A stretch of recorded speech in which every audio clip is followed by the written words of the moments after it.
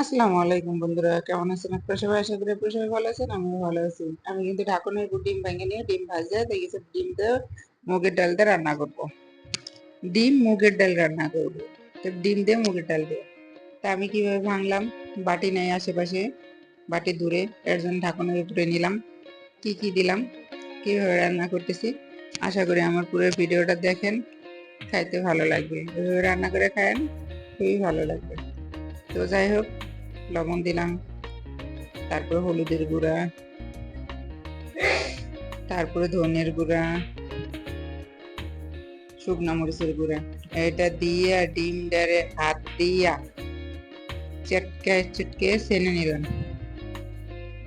হাত দিয়ে চটকে চটকে বেশ ছেনে নিয়ে পরে আমি চুলায় ভাজে নেব। ভাজা নেব। তো দেখেন আমি কিভাবে হাত দিয়ে চটকাই আর কিভাবে চুলায় ভাজি, কিভাবে রান্না করি।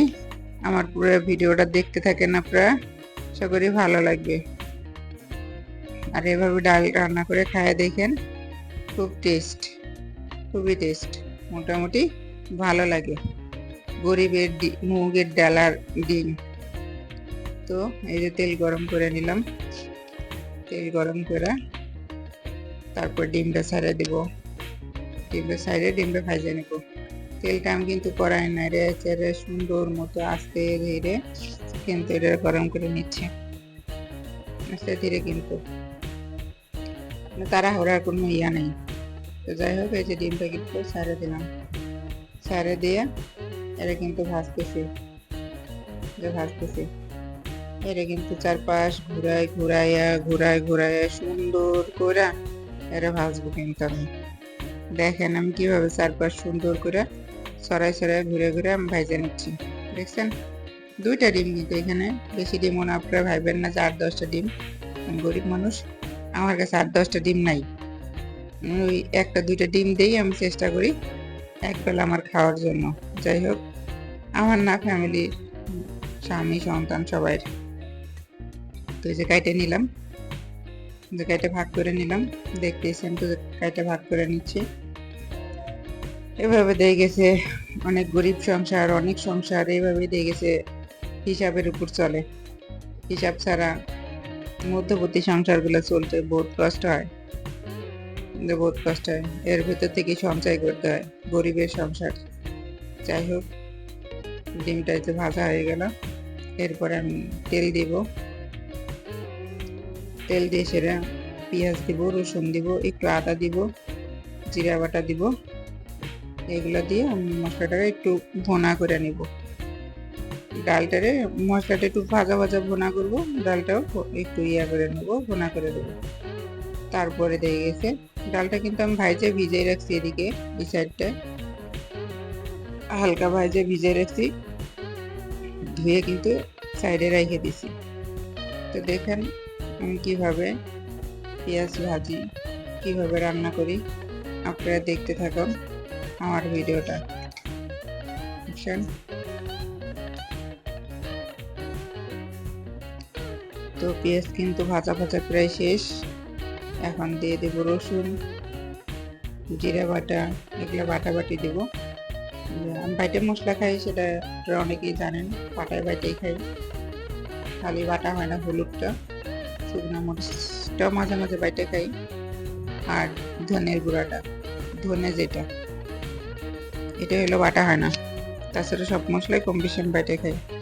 তো যাই হোক, বাটা মশলার টেস্টটা অনেকটা বেশি, সেটা সবাই জানেন। তো এখন কিন্তু এই যে আমার মশলা কিন্তু দেওয়া শেষ, কিন্তু মশলা কিন্তু এখন কষায় নেব, তারপরে কিন্তু এটার ভিতরে আমি ডাল ছেড়ে দেব। তো দেখেন একটু পানি দিয়ে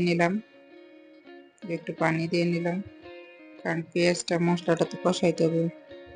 তেল দিয়ে অতটা কষাইতে পারি না, হবে না। তারপরে যে ডাল দিয়ে দিছি, ডালটা কষানো হয়ে গেছে। এখন এই যে পরিমাণ মতো পানি দিয়ে এটা জাল করে নেব, ঢাকন দিয়ে ঢেকে আস্তে ধীরে এটা জাল করে নেব। অনেকটা একটু সময় লাগে, নাহলে ডালটা ফুটে না। ডালটা ফুটে না। দেখছেন ডালের কালারটা কেমন হয়েছে, আপনারা কমেন্টে জানাবেন যদি আমার ভিডিওটা আপনারা কেউ দেখেন। তো যাই হোক, এখন এই যে ঢাকনা দিয়ে ঢেকে রাখবো, তারপর আবার খুলবো কিন্তু বলক কিন্তু চলে আসছে আমার ডালের বলকটা কিন্তু চলে আসছে। এখন ঢাকনাতে ঢেকে রেখে সেদ্ধ করবো, কিন্তু ঢাকনাতে ঢেকে সেদ্ধ করবো। দেখুন আদা সেদ্ধ হয়ে গেছে। আমি ডাল ঘুটনি দিয়া এটারে ঘুইটে সুন্দর করে কিন্তু আমি এটা করে নিচ্ছি, মুলাম করে নিচ্ছি, কারণ মুলাম না হলে তো খাইতে পারবো না। আধো ভাঙ্গা ডালটা থাকবে, মানে একেবারে মুলাম হবে না। তো যাই হোক, ডাল ঘুটনি দিয়ে আমি কিন্তু এটারে ওইভাবে ঘুটে নিচ্ছি। দেখছেন ঘোটার পরে ডালটা কিন্তু কতটা ঘন হয়ে গেছে, ঘন হয়ে গেছে। তো এভাবে ডাল রান্না করে খায় দেখেন, ডিম দিয়া, এই যে ডিম দিয়ে দিলাম, ধনিয়া পাতা দিয়ে দিব, আর একটু জিরের গুঁড়া উপর দিয়ে ছড়াই ছিটিয়ে দিব, যাতে ঘ্রাণটা ভালো হয় এর জন্য, তাছাড়া আর কিছু না। একটু জিরের গুঁড়োটা দিলে ডালটা ঘ্রাণ ভালো আসে, খাইতে ভালো লাগে। তো বন্ধুরা, আপনারা যে যেখান থেকে আমার ভিডিওটা দেখেন, প্লিজ আপনাদের আর কি রিকোয়েস্ট করি, আমার চ্যানেলটাকে সাবস্ক্রাইব করে দিন। আর আপনারা আমার ভিডিওটা দেখেন, সুন্দর একটা কমেন্ট করে যান, আপনারা নিজেরাও দেখেন, অন্য একজনকেও দেখার সুযোগ করে দিয়েন। তো দেখেন আমার কিন্তু ডাল রান্নাটা প্রায় শেষের দিকে। এখন হালকা একটু যে বলছিলাম জিরের গুঁড়া দিব, ওই যে আমি জিরের গুঁড়াটা দিয়ে দিলাম। জিরের গুঁড়াটা আলাদা করে রাখি।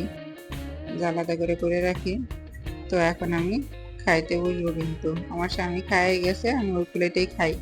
আমার স্বামী খাবার খায় যায়, আর অনেক সময় খাবারটা রাইখে যায়, প্লেটে থেকে যায়, সেই খাবারটা আমি খাইয়ে নিই, কিন্তু আমি খাবার নষ্ট করি না, কারণ আমি একটা গরিব ঘরের মেয়ে। আর এই খাবারের জন্য দুনিয়াতে মানুষ কোথায় কত কিছু করতেছে। তো যাই হোক, আমি কিন্তু খাবার খাইতেছি। ডালটা ভালো হয়েছে, ভালোই লাগতেছে